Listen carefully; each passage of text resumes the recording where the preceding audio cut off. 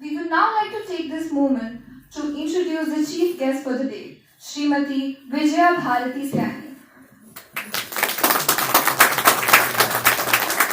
Our guest of honor, Shri Om Prakash Vyas. Mr. Jogendra Singh, presently District Judge MP Kadre on deputation in NHRC. And Dr. Seema Singh, faculty convener on today's panel. As well as our beloved Professor Dr. Gunjan Gupta. We welcome and thank all of you for taking out time to be here. Now I would request Professor Gunjan Gupta ma'am to present a memento on our behalf to the chief guest of the day, Srimati Vijaya Bharati ma'am.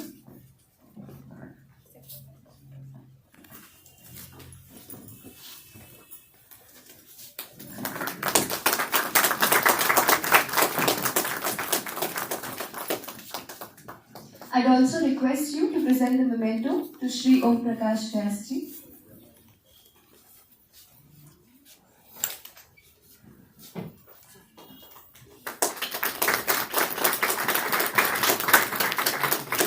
Now, inviting on stage Mr. Om Prakash Vyas.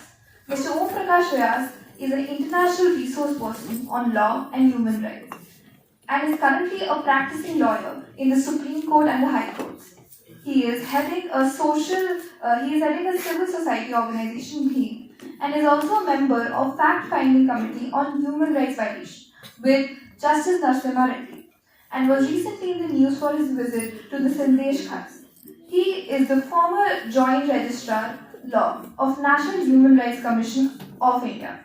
He is also an alumni of Law Faculty, Delhi University, with a bachelor's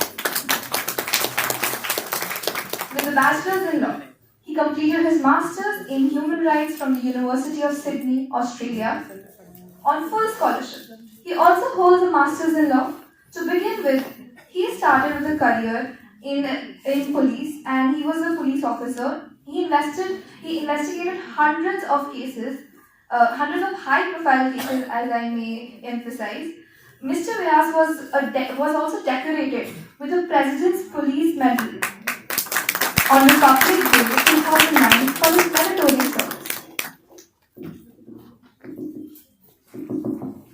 He is also one of the most experienced officers in the Asia-Pacific region, having worked with the NHRC India for over 27 years, both in investigation and the law division with outstanding track record. Mr. Vyas has also represented India at the UN forums in various countries and is also a fellow of the Australian Federal Police College, Canberra.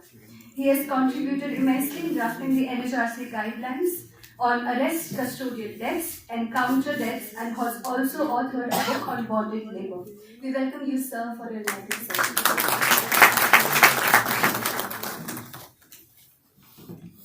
Thank you so much.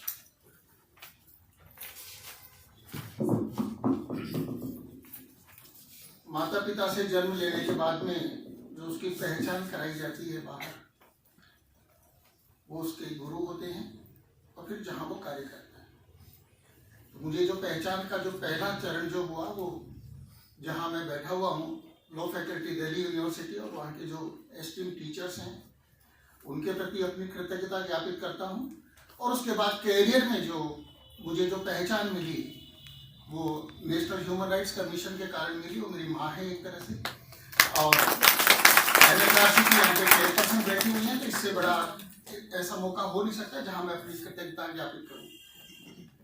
आज के इस समारोह की मुख्य अतिथि सम्माननीय अध्यक्ष राष्ट्रीय मानवाधिकार आयोग श्रीमती विजया भारती जी, नेशनल ह्यूमन राइट्स कमीशन के वाइब्रेंट और लर्नेड रजिस्ट्रार श्री जोगेंद्र सिंह जी,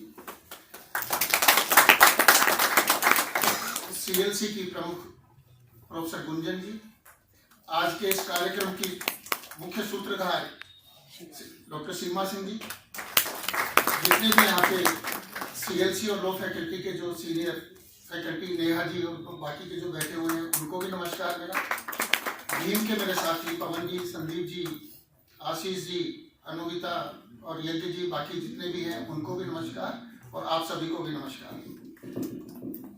आपने ऑनरेबल चेयरपर्सन एनएचआरसी का उद्बोधन सुना और उद्बोधन में आपने देखा होगा कि आपको ईसा के पहले भी लेकर के गई और उसके बाद का भी इन्होंने बहुत ब्यूटीफुली जो है आज तक के जजमेंट्स के साथ जो है कहाँ से उद्गम होता है और कहाँ पे अभी ह्यूमन राइट्स जूरिस्प्रूडेंस कहाँ तक डेवलप हुआ है, किन किन फील्ड के अंदर डेवलप हुआ है, वो यात्रा आपने उसको देखी। मैं 27 साल एनएचआरसी में रहा, 3 साल उसके बाद एनएचआरसी से बाहर रह करके एनएचआरसी के सामने एक परिवादी के रूप में जो कार्य किया, तो मैंने सोचा कि मैंने जो कुछ किया है मैं सहज भाषा के अंदर आप लोगों से बात करूं तो शायद ठीक रहेगा। देखिए, ह्यूमन राइट्स के जब हम लॉ की बात करते हैं, आप डिजीज का इलाज तब कर पाएंगे जब उसकी जड़ में आप जाएंगे, उसके सिम्टम्स आप देखेंगे, उसका कॉजल ऑर्गेनिज्म आप देखेंगे और किस तरीके से फिर आपको यदि कल को ह्यूमन राइट डिफेंडर बनना है, ह्यूमन राइट्स एक्टिविस्ट बनना है, आप किस तरीके से उसको ड्राइव कर पाएंगे। मैं अपने लिए एक ये सेट करके आया था कि इस तरीके का मुझे आप लोगों से वार्तालाप करना है। ह्यूमन राइट्स के बेसिकली मैं कहूं तो 2 मॉडल हैं। एक हमारा मॉडल जिसमें आप भारतवर्ष कह सकते हैं, मैं भारत देश की बात नहीं कर रहा, मैं भारतवर्ष जो पूरा का पूरा अपना जो सब कॉन्टिनेंट है, मैं उसकी बात करता हूँ। इसके अंदर जब हम बात करते हैं तो आप यदि पुरानी हिस्ट्री भी आप यदि देखेंगे तो राजा जो है वो कानून के अधीन था। यदि राजा कानून के अनुसार, नीति के अनुसार यदि कार्य नहीं करता था तो उसको पदच्युत कर दिया जाता था कि हटो तुम। वेस्टर्न मॉडल जो है उसमें क्या है, king can do no wrong, immunity, so that is the difference. अब हम जब ह्यूमन राइट्स की यदि बात करते हैं तो यदि हम मॉडर्न मॉडल के हिसाब से बात करेंगे तो यात्रा शुरू होती है आपकी मैग्ना कार्टा। फ्रेंच रिवॉल्यूशन में आते हैं, अमेरिकन इंडिपेंडेंस में आते हैं, first world war, second world war, League of Nations, United Nations, 1948 declaration of human rights and then covenants etcetera etcetera. हम यदि इसी के ऊपर यदि हम बात करें तो आप देखेंगे कि फर्स्ट वर्ल्ड वॉर के बाद में लीग ऑफ नेशंस बनी। वर्स्ट जो उसके विक्टिम्स थे वो आम नागरिक। League of Nations second world war को नहीं रोक पाई और सेकेंड वर्ल्ड वॉर में सबसे ज्यादा मरने वाले उन्हें नागरिक कॉम्बेटेंट सोल्जर्स नहीं थे और worst sufferers women and children. तो पूरी विश्व बिरादरी जो है वो चिंतित हुई अपने अस्तित्व के लिए। यूनाइटेड नेशंस की स्थापना होती है और 1948 में जो पहला डॉक्यूमेंट है ह्यूमन राइट्स का, जी ह्यूमन राइट जूरिस्प्रूडेंस की आज के कंटेक्स्ट में यदि हम बात करते हैं तो ये गंगोत्री है। यहां से शुरू होता है ह्यूमन राइट्स का जो है लॉ। इंडिया को लेकर के ये अति महत्वपूर्ण है इसलिए कि इंडियन डेलीगेशन को जो लीड कर रही थी वो एक महिला हंसाबेन मेहता। क्यों सिग्निफिकेंट है, आपने देखा होगा पश्चिम के जितने कानून हैं जूरिस्प्रूडेंस में भी यदि आप देखेंगे चर्च का एक इन्फ्लुएंस होता है वहां। तो जो पहला आर्टिकल था स्टार्टिंग में उसमें लिखा हुआ था all men are born free and equal. Hansaben Mehta objected to it, कहते फिर महिलाएं बच्चे कहां गए। So it was changed at the instance of Indian delegate, that great lady Hansaben Mehta. तो क्या चेंज हुआ? All human beings are born free and equal. 10 दिसंबर 1948 को universal declaration of human rights अस्तित्व में आया यूएन जनरल असेंबली के द्वारा। इस पर्टिकुलर डॉक्यूमेंट का ह्यूमन राइट जूरिस्प्रूडेंस के हिसाब से इसलिए भी महत्व है कि उस टाइम पे हमारा कॉन्स्टिट्यूशन लिखा जा रहा था। तो काफी सारे प्रोविजंस जो उसके हैं आप देखेंगे कि हमारे कॉन्स्टिट्यूशन के अंदर भी, ठीक है। उसके बाद में सिविल एंड पॉलिटिकल राइट्स के ऊपर इंटरनेशनल कोवेनेंट आया, इकोनॉमिक, सोशल और कल्चरल राइट्स के ऊपर आया। चाइल्ड राइट्स की बहुत देर से एंट्री होती है, सीडो बीजिंग में जाकर के उसमें भी कितनी जो है दशकों कई बीत जाते हैं। वो अपने आप में एक साइड कमेंट्री है कि हम कितने, मतलब lack of sensitivity at the global level, जो ये बताता है कि जो इंपॉर्टेंट प्लेयर्स हैं, इंपॉर्टेंट स्टेक होल्डर्स हैं, हम उनके लिए कितना विलंब कर रहे हैं। अब प्रश्न ये आता है कि ह्यूमन राइट्स की डेफिनेशन क्या है, जिसके ऊपर हम चर्चा कर रहे हैं। ह्यूमन राइट्स की जो डेफिनेशन है वो कहते हैं rights related to life, liberty, equality and dignity.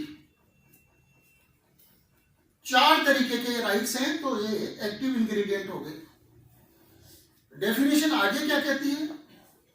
And guaranteed by the constitution, rights are there, element of guarantee is there.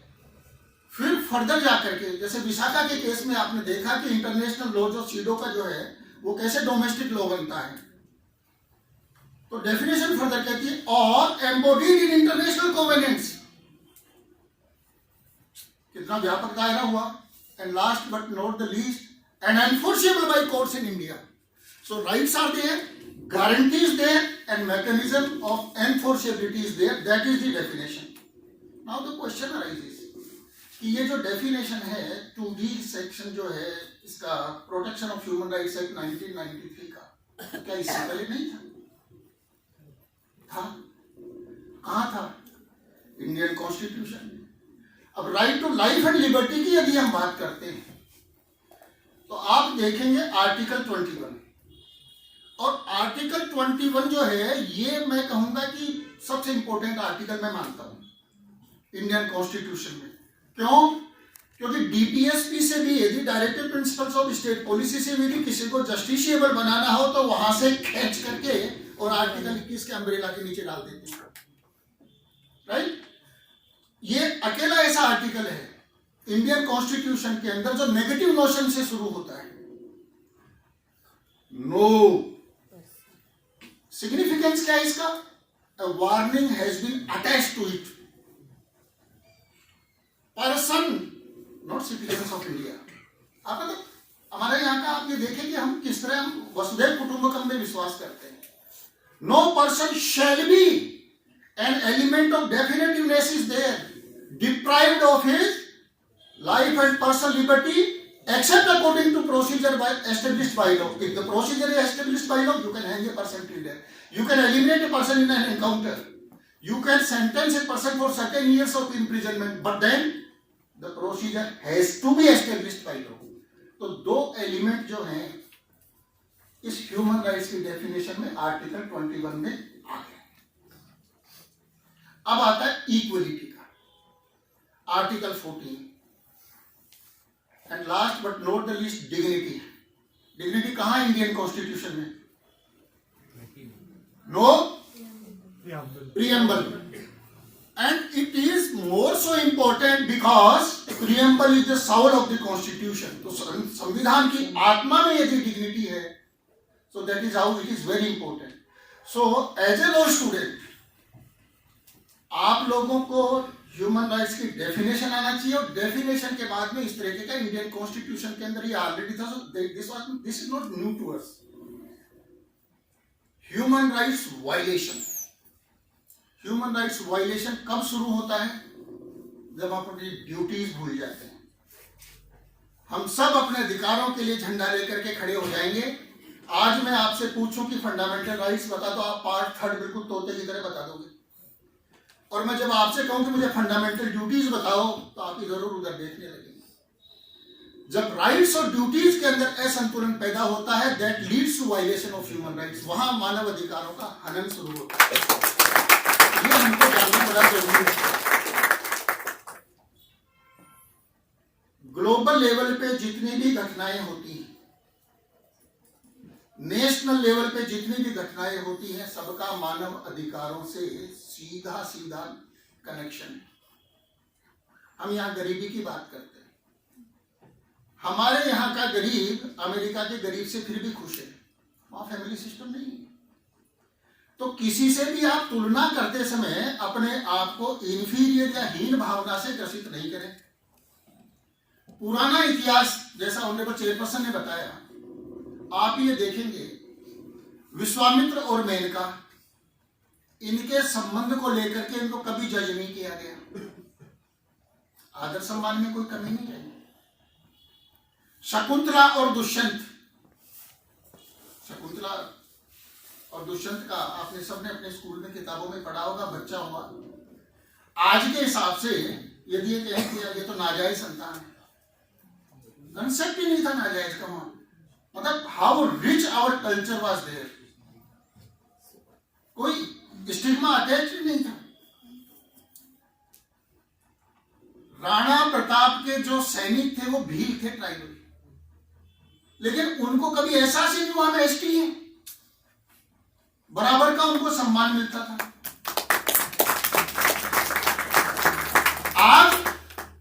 आज हम डिस्टर्ब और डिस्ट्रॉयड मॉडल को लेकर के बैठे हुए हैं। हम तो कहते हैं सर्वे भवन्तु सुखिनः, सारे खुश हो। हम ये नहीं कहते कि पर्टिकुलर जाति या पर्टिकुलर धर्म भवन्तु सुखिनः, सर्वे भवन्तु सुखिनः, दैट इज वो हमारा मंत्र है। अब ह्यूमन राइट्स के लिए जो बेसिक एलिमेंट्स हैं, न्याय, नीति, नियम और नियत, ये बहुत जरूरी होता है। क्या है, कौन उसको ड्राइव करेगा, कैसे उसको ड्राइव करेगा, किस इंटेंशन के साथ में ड्राइव करेगा। लैंडमार्क जजमेंट्स के जब ह्यूमन राइट जूरिस्प्रूडेंस से बात करें, लेटेस्ट आपको पूरा क्रक्स बताया, मैं 2-3 जजमेंट्स की बात करूंगा।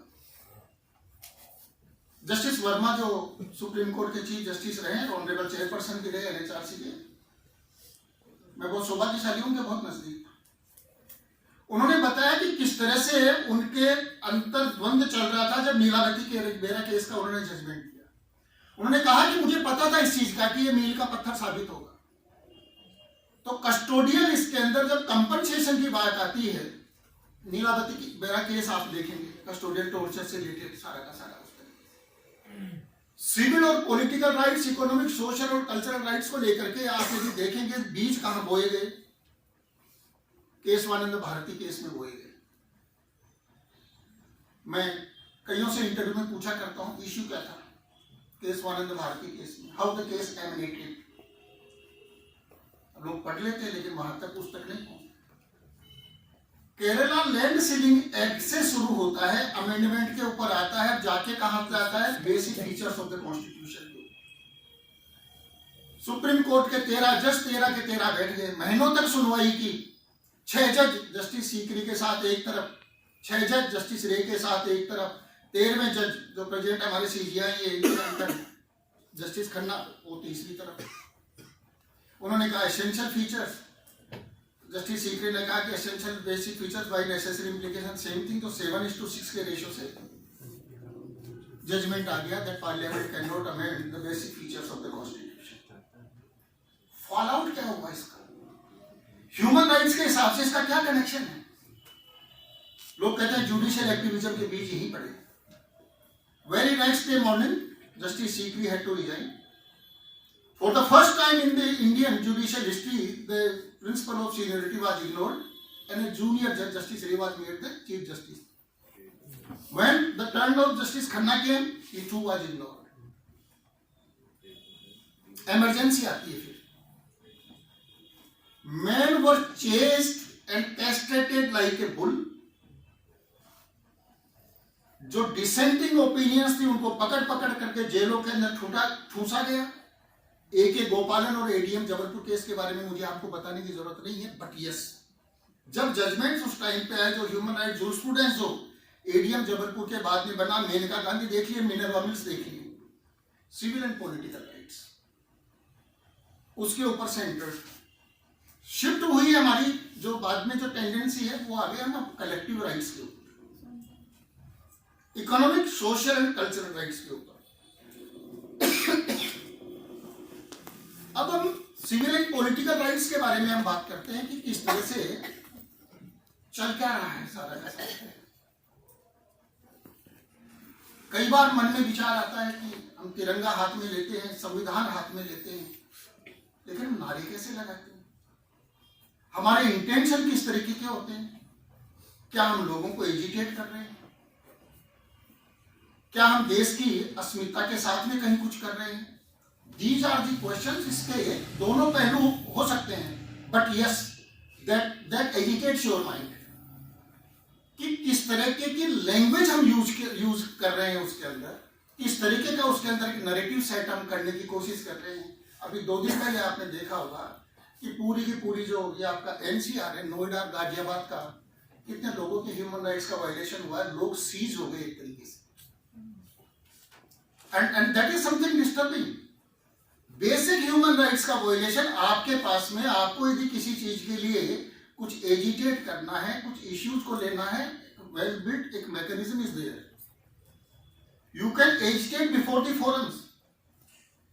फिर मैं विदेश में जाता हूं और वहां जिस तरीके के करता हूं, मेरे घर में भी मेरे भाइयों से भी झगड़ा है तो मैं बाहर वालों से कहूंगा निशा मेरा भाई बहुत अच्छा है, मैं पड़ोस में अपनी वो नहीं कराऊंगा. But then it is individual choice and we have freedom of expression. Supreme court के खिलाफ एजिटेशन और बंद हो रहे हैं. That is also another area of concern. लोगों में इस तरह की भ्रांति फैलाना है कि रिजर्वेशन बंद हो जाएगा.